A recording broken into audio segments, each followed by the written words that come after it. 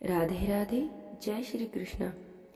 पूरे जगत को रोशनी देने वाले, अपने ताप से सभी के रोगों को दुखों को हरने वाले सूर्य भगवान के दिन, आज रविवार के दिन इस वीडियो में हम सुनेंगे सूर्य भगवान की कहानी। बोलिए गणपति भगवान की जय हो, बोलिए सूर्यदेव भगवान की जय हो। एक बार एक ब्राह्मण का पुत्र था जो रोज सुबह उठते ही नहा धोकर माँ से रोटी मांगता था। एक दिन माँ ने कहा कि बेटा, तुम कोई ना कोई नित्य नियम तो रख लो, तुम तो सुबह उठते ही भोजन मांगने लग जाते हो।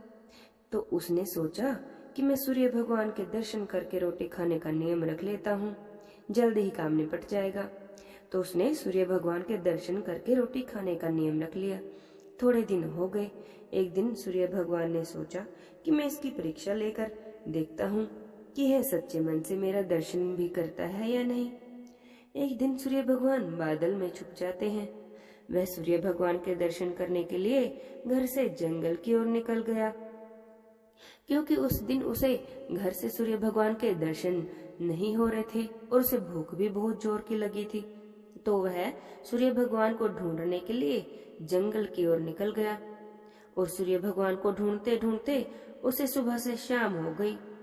उधर चार चोर चोरी करके जंगल में आपस में बांटने के लिए रुक गए थे। सूर्य भगवान ने सोचा कि यह लड़का तो सुबह से भूखा प्यासा है और मुझे लगता है कि यह मेरा सच्चा भक्त है। अब ऐसा करते करते उसे पूरा दिन हो गया। उसे भूखा प्यासा देखकर सूर्य भगवान उसे बादल फाड़ के दर्शन दे देते हैं। सूर्य भगवान को देखकर ब्राह्मण का पुत्र कहता है कि दिख गया, दिख गया, दिख गया। उधर चारों चोर चौकन्ने हो जाते हैं। उन्हें लगता है कि इस लड़के ने तो हमें अपना धन बांटते हुए देख लिया है। चोर उसे बुलाकर कहते हैं कि तुम्हें क्या दिखाई दिया? दिख तो गया, लेकिन तुम किसी के पास चुगली मत करना। चाहे तो तुम हमसे आधा धन ले लो, लेकिन तुम चुप ही रहना। और वे उसे आधा धन देकर वहां से भगा देते हैं। जब ब्राह्मण का पुत्र आधा धन लेकर घर आया और माँ को कहा कि माँ दरवाजा खोल, माँ ने कहा कि बेटा, तुम पूरे दिन कहाँ रहे? तो उसने कहा कि माँ, मैं तो सूर्य भगवान के दर्शन करने के लिए गया था। तो उसकी माँ ने कहा कि बेटा, सुबह से शाम हो गई, ऐसा भी क्या नियम रखना। तो लड़के ने कहा कि माँ, तुमने ही तो कहा था कि कोई नित्य नियम रख लो, तो मैं सूर्य भगवान के दर्शन करके ही खाना खाता हूँ, तो इसलिए मैं सूर्य भगवान को ढूंढने के लिए चला गया।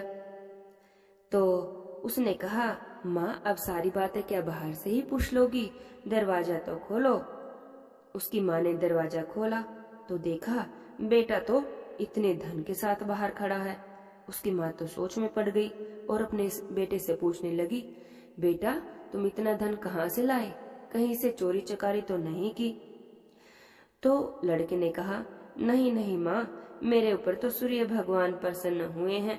उन्होंने ही मुझे अपने नित्य नियम के आशीर्वाद के फलस्वरूप इतना सारा धन भी दिया और दर्शन भी दिए, और यही धन मैं लेकर आया हूँ। तो उसने अब चोरों वाली सारी बात अपनी माँ से कह सुनाई। तो तब से वह लड़का रोज सूर्य भगवान के दर्शन करता, तभी कुछ खाता पीता और अपना नित्य नियम पूरे सच्चे मन से निभाता, और दोनों माँ बेटा खुशी खुशी रहने लगे। हे सूर्य भगवान, जैसे आपने उस ब्राह्मण के पुत्र के ऊपर कृपा की, ऐसी कृपा हम सब पर भी करना। सबके अन्न और धन के भंडारे भरना, सब पर अपनी कृपा और आशीर्वाद बनाए रखना।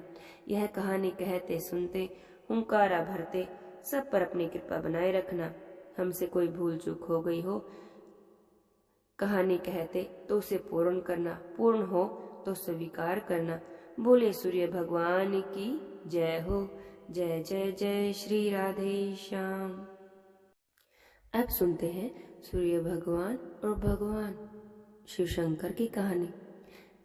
भगवान शिव तो है ही भोलेनाथ, अपने भक्तों की करुण पुकार बहुत जल्दी सुन लेते हैं और प्रसन्न होकर उनकी मनोकामनाएं पूरी करते हैं।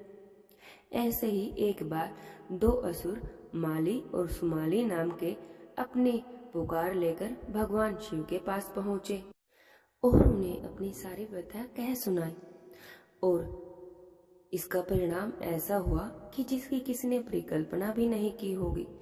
पूरी सृष्टि अंधकार में हो गई, क्योंकि सूर्य भगवान को शिव भगवान के क्रोध का शिकार होना पड़ा था। हुआ यूं कि माली और सुमाली ने भगवान शिव की बहुत ही आराधना की, जिनकी भक्ति से प्रसन्न होकर भोलेनाथ ने उन्हें दर्शन दिए और उनकी पूजा करने का कारण पूछा। तब उन्होंने बताया कि सूर्य भगवान के प्रकोप के कारण उनकी शरीर के दुख खत्म नहीं हो रहे हैं। तब भगवान ने सूर्यदेव को उनके सारे रोग हरने को कहा, लेकिन सूर्य भगवान ने नहीं सुनी और क्रोध के कारण भगवान शिव ने उनका सर काट दिया। अब सूर्य भगवान ऋषि कश्यप के पुत्र थे। जब उन्हें अपने पुत्र की इस हालत का पता चला तो उन्हें क्रोध के कारण शिव भगवान को श्राप दे दिया कि उन्हें भी अपने पुत्र के लिए ऐसे ही दुख को सहन करना होगा।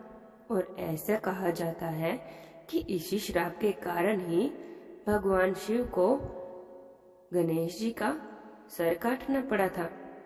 उधर अब जब भगवान शिव का क्रोध शांत हुआ तो उन्होंने देखा कि पूरी सृष्टि अंधकार में है, तो उन्हें सूर्यदेव भगवान को जीवन दान दिया। सूर्यदेव भगवान की चेतना वापस आ गई, तो उन्हें तब अपने पिता के द्वारा दिए गए श्राप की जानकारी हुई। तब ब्रह्मा जी ने उन्हें समझाया।